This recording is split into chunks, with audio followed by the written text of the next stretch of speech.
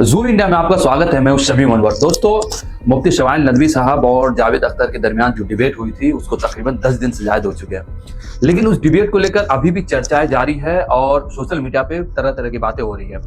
मैं आपको बता दूं कि इस डिबेट के बाद कुछ लोगों के पेट में दर्द होना शुरू हुआ। दर्द की वजह क्या है, किन लोगों के पेट में दर्द हुआ तो मैं आपको बताऊंगा, लेकिन उससे पहले मैं आपको कुछ चीजें बताना चाहता हूँ। आपने उस 2 घंटे की डिबेट को सुना होगा तो आपने एक नोटिस किया होगा कि 2 घंटे की डिबेट में खा मुफ्ती शमाइल नदवी साहब हो या फिर जावेद अख्तर साहब हो, कहीं भी वो खुदा, ईश्वर, अल्लाह इस तरह के शब्द का इस्तेमाल नहीं किया।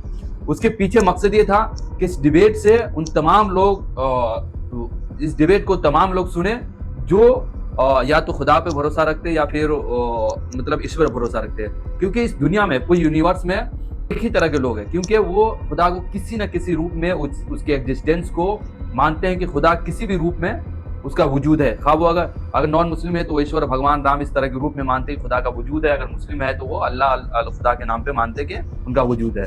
लेकिन अब इस डिबेट के बाद कुछ ऐसे लोगों के पेट में दर्द होना शुरू हुआ जिनको ये चीज हजम नहीं हुई। वो कौन लोग थे? उनमें से सबसे बड़ा नाम जो आता है वो आता है गोदी मीडिया का। गोदी मीडिया को इस डिबेट की जो चीजें हुई बिल्कुल हजम न होने की वजह थी कि क्योंकि गोदी मीडिया हमेशा से एक मौलवी के खिलाफ, मदरसे के खिलाफ, मुसलमानों के खिलाफ प्रोपेगेंडा करते हैं। और इस डिबेट में एक मौलवी आता है, 27 साल का एक लड़का, जो इतने बड़े लेजेंड को, जावेद अख्तर को, इस डिबेट में मतलब शिकस्त देता है, जिसकी वजह से ये चीजें उनको हजम नहीं होती है।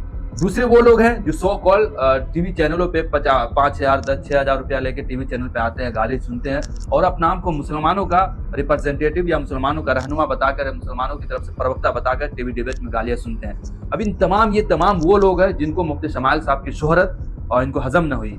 उसके सोशल मीडिया पे आप देखेंगे कई तरह की बातें हो रही है और ये लोग मुफ्ती शमाइल साहब के खिलाफ ऐसी बातें कर रहे हैं कि मुफ्ती शमाइल नदवी साहब के पीछे एक पूरी टीम काम कर रही है, पूरी कम्युनिटी काम कर रही है, आतंकवाद फलाना ढेगाना इस तरह की चीजें और कर रही है। लेकिन इन तमाम डिबेट को अगर आपने सुना होगा और जो सोशल मीडिया पे जो भी चीजें चल रही, उस बारे में आप क्या सोचते हैं, आप हमें कमेंट करके जरूर बताएं। बहुत शुक्रिया।